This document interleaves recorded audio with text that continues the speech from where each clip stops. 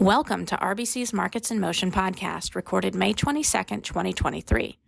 I'm Lori Calvasina, Head of U.S. Equity Strategy at RBC Capital Markets. Please listen to the end of this podcast for important disclaimers.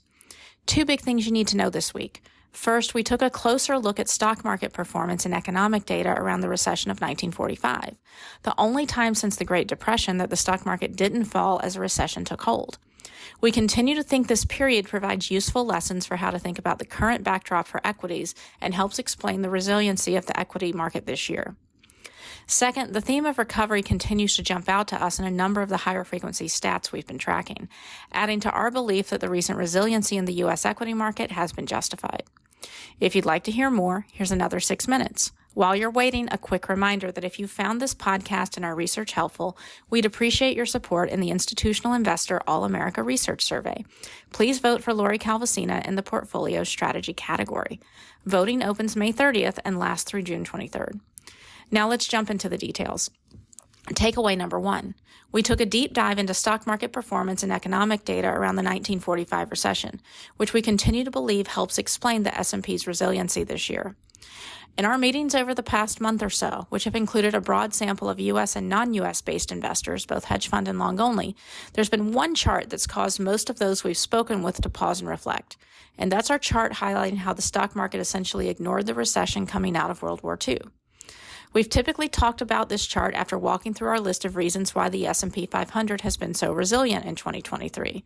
After going through our charts on earnings valuation and how small caps were pricing in a recession last summer, which makes it more likely that October marked the recession lows in the S&P, one of the investors we're speaking with usually likes to inform us that the S&P 500 has literally never bottomed before a recession started, with a fairly high degree of certainty. This belief has been one of the issues that cautious U.S. equity investors simply haven't been able to wrap their heads around. We respond when this comes up by bringing out data showing how something along those lines actually did happen back in 1945. Coming out of World War II, the U.S. economy experienced a recession from February through October, but the S&P 500 kept marching higher. This data point has been a revelation for a number of the investors we've sat across the table from over the past month, with a number acknowledging that the COVID economy was basically a wartime economy. With these conversations in mind, we spent some time last week taking a closer look at the economic and stock market data in the 40s. What we found confirmed to us is that there are enough similarities between the two to make it a worthy comparison. In both periods, a massive amount of government support for the economy was withdrawn in a hurry. Back then it was fiscal spend, today it's monetary. Additionally, inflation was a big problem back then generally, just as it has been recently. Back then, the labor market also displayed an underlying resilience with a low unemployment rate that peaked in the low 4% range in early 46. Today, consensus economic forecasts are expecting the unemployment rate to top out at 4.7% in the middle of next year and hit 4.3% at the end of 23. One difference we do see is that in 1945, personal consumption and private investment were growing, while those are expected to take modest hits late this year in current consensus economic forecasts. Still, this helps us understand how the ongoing conversation about better-than-expected consumer trends and better-than-expected earnings forecasts in 2023 have helped to support equity prices. The main new thing we learned from our exercise is that while the stock market rallied through the onset of recession and a brief deterioration in the labor backdrop back in 1945, it wasn't able to sustain that positive momentum in 1946, when the S&P experienced a drawdown of about 12%. Even though the recession was technically over by 1946 and the labor market was on the mend, stocks weren't able to look past the return of onerous inflation that year when CPI moved up from 2.3% to 8.3% and a second consecutive year of real GDP contraction. Ultimately, there ended up being a limit to the stock market's resiliency. On balance, the body of our work has been suggesting to us that the U.S. equity market has held up well in 2023, in part due to the expectation that 2024 will be a recovery year for both earnings and the economy, as well as the assumption that inflation is moderating with the worst behind us. If those premises fail to hold, the stock market is likely vulnerable to downside declines either late this year or in 2024. That's not our base case by far. We stand by our 4,100 year-end S&P target and do not count ourselves among the bears out there. But this is a risk we see in the background that we need to keep monitoring. We'll move on to takeaway number 2. Recovery expectations continue to fuel resiliency in stocks. We continue to see evidence that the S&P 500's resiliency is being fueled by the anticipation of recovery in terms of both earnings and the economy in 2024. Here's what jumps out on our higher frequency stats at the moment. First, the S&P 500 is back in positive earnings revision territory. At 51% on its 4-week average, the rate of upward revisions for the S&P 500 on earnings has returned to positive territory, which means there have been more positive than negative revisions to EPS forecasts for both current year and next year's forecasts. The breadth of positive revisions is improving at the sector level. Healthcare has now joined industrials, consumer discretionary, and consumer staples in positive revision territory on both earnings and sales forecasts.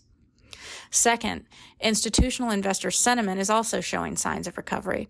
The latest data from CFTC on asset manager positioning stands in contrast with the positioning of leveraged funds in the S&P 500 E-minis. The latter is at the low end of its range and points to a more extreme bearish view. What we're seeing on the asset manager data points, however, is that positioning got extremely bearish last year and is basically in the middle innings of recovery right now. The third data point, both the S&P 500 and Russell 2000 are trading at levels consistent with the anticipation of a recovery in jobless claims. Both the S&P and Russell 2000 tend to move in sync with trends in jobless claims when both are calculated on a year-over-year basis. Current pricing in both indices is consistent with the idea that the pickup in claims will start to moderate.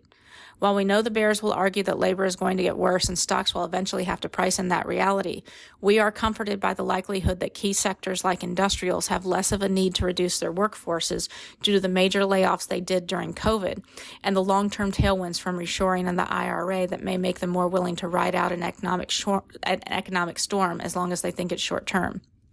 Our review of 1Q earnings calls also reminds us that while the labor backdrop is improving for many companies, the demand for talent is also still there. And fourth, consensus economic forecasts continue to bake in recovery in the quarterly stats. On a quarter-over-quarter basis, real GDP is still expected to see its low point in 4Q of 2023 before moving up again in 1Q 24, despite the fact that all the numbers have been coming down lately. One final thought as we wrap up. One thing that's become increasingly clear to us in our meetings recently has been that 2022 pricing in the U.S. equity market pre-traded a difficult earnings and economic backdrop that was expected to happen in 2023. Putting targets aside, we think 2023 pricing in the U.S. equity market will be similarly forward-looking and ultimately reflect whether the anticipated 2024 recovery actually ends up happening. That's all for now. Thanks for listening, and be sure to reach out to your RBC representative with any questions. This content is based on information available at the time it was recorded and is for informational purposes only. It is not an offer to buy or sell or a solicitation, and no recommendations are implied. It is outside the scope of this communication to consider whether it is suitable for you and your financial objectives.